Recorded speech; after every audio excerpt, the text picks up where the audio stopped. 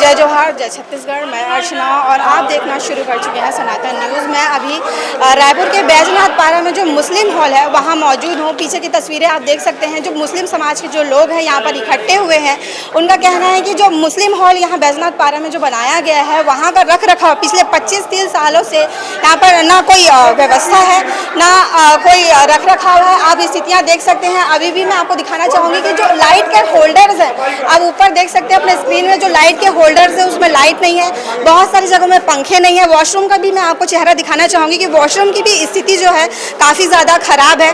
Camera अपने सहयोगी से कहना चाहूँगी कि वॉशरूम की थोड़ी सी तस्वीरें दिखाएं।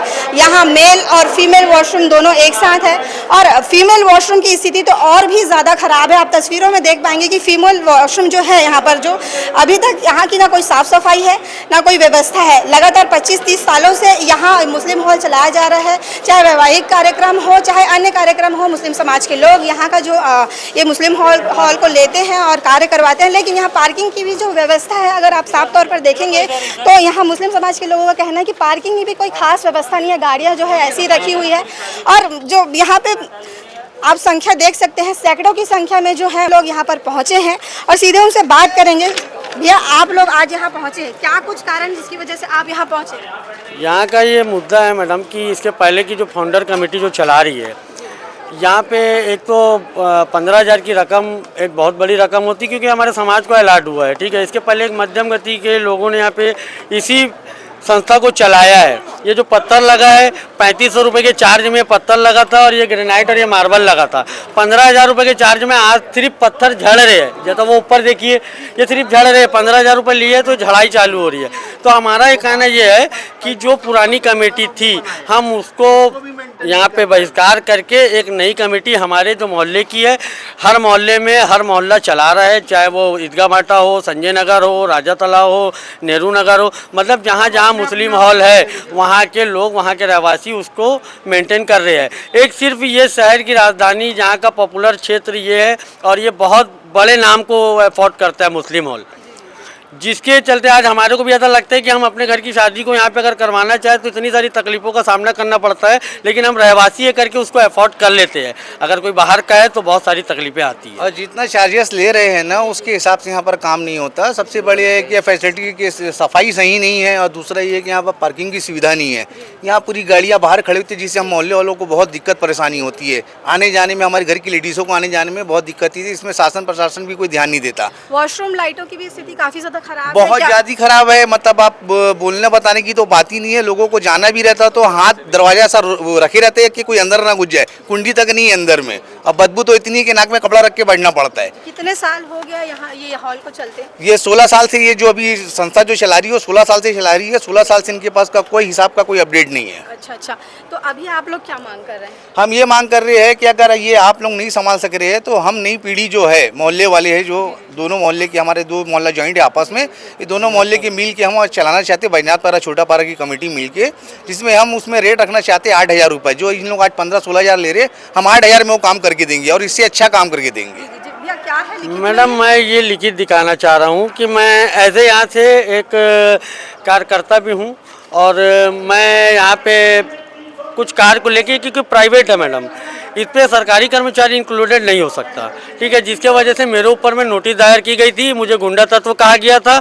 यहाँ पे एक बबलू नामक युवक है, जिसको मैं बहुत ज़्यादा हीरो बनाना नहीं चाहता। उसने अपने तरफ से कंप्लेंट किया, मैं उसका जवाब देने के लिए बैठा हुआ हूँ। अगर मेरी गलती है तो बिल्कुल मेरे ऊपर में कानूनन कार्रवाई करना चाहिए।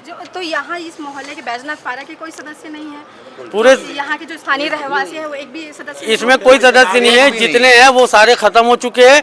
इससे हमारी एक ये भी मांग थी कि आज उनको खत्म हुए तकरीबन 8-8 साल हो गए, आज तक के उस घर का एक चिराग इसमें इन्होंने फाउंडर मेंबर में नहीं लिया। और बाकी भी चल रहा है शायद कि जी, हाँ, परिवारवादी है, समझ लीजिए कि आप अपने घर वाले के जो दामाद है, बेटे है, ये उन्हीं को पोस्ट दिया जा रहा है। जो खत्म हो गए हैं, इस पोस्ट के जो खत्म हो गए, उनके परिवार से किसी को नहीं लिया जा रहा है। जो अभी हाल में ही है वो उन्हीं के परिवार वाले एक्टिव है इसमें। और हमारी मांग यही है कि ये मुस्लिम हॉल जो है, हमारा बैजनाथ पारा छोटा पारा, जो हमारे जैसे लोग हैं, हमारे बुजुर्ग लोग हैं, वो इसकी संचालन करेंगे। ये बहुत दिनों से चला आ रहा था मामला।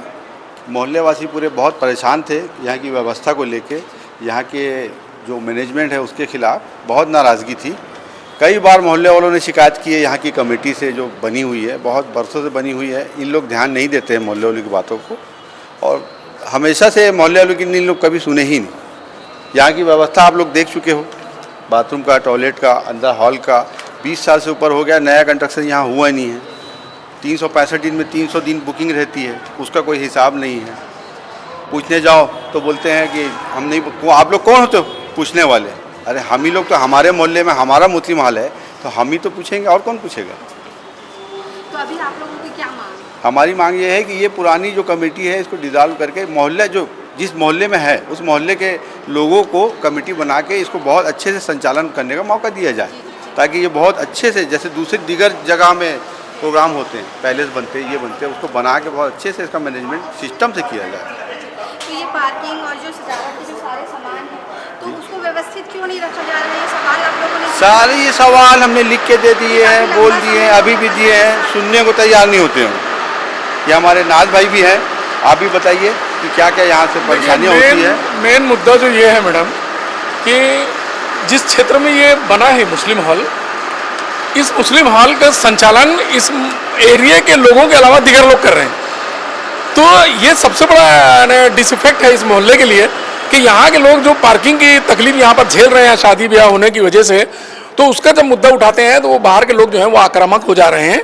और वो जिस तरह से कि भाई हमने बनाए हैं, हमने रखे हैं, हमने इसका संचालन कर रहे हैं, तो किसी तरह का कोई ऑडिट नहीं, कुछ नहीं, और किसी तरह की कोई जो सुविधाएं होनी चाहिए वो नहीं। आज यहाँ एक शादी होती है, कम से कम 500-1000 लोग यहाँ जमा होते हैं और उसकी पूरी पार्किंग जो है बाहर रोड में होती है।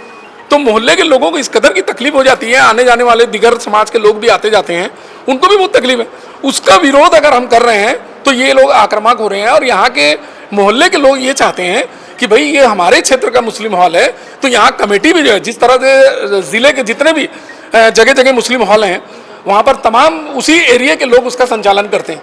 तो फिर ये शहर का इतना एक बड़ा मुस्लिम मोहल्ला है और इसको बनाने वाले यहीं के लोग हैं, तो फिर क्यों नहीं यहाँ के लोगों को कमेटी में रखा जाए, और क्यों ना हम उसका एक एक चीज़ का हिसाब हम मांगें।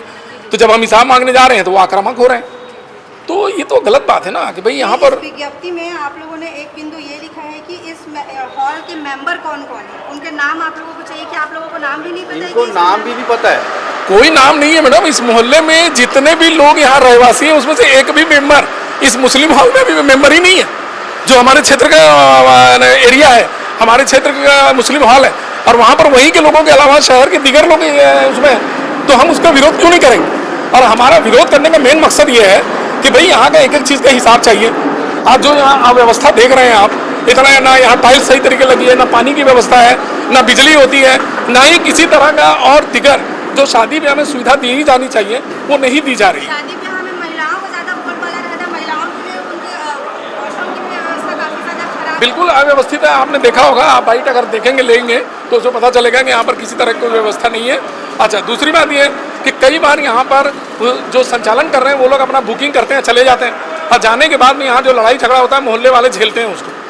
कई बार यहाँ पर हत्या जैसे कांड तक होने की स्थिति हो गई। तो पहले भी आप लोगों ने कंप्लेंट किया था, मतलब अपने सामाजिक लोगों को कुछ कहा था? 20 साल से कंप्लेंट कर रहे हैं मैडम। जो 1-2 लोग यहाँ के रहवासी थे और जो इस कमेटी में थे उनको भी बाहर के लोगों ने निकाल दिए और कुछ लोग खत्म हो गए। तो सर 20 साल से आप लोगों को ये ध्यान नहीं है कि किस तरह से यहाँ पे मैनेजमेंट कर रहे हैं? उसी की लड़ाई लड़ रहे हैं मैडम। बहुत बार हुआ है, लेकिन ये मीडिया में पहली बार आ रहा है।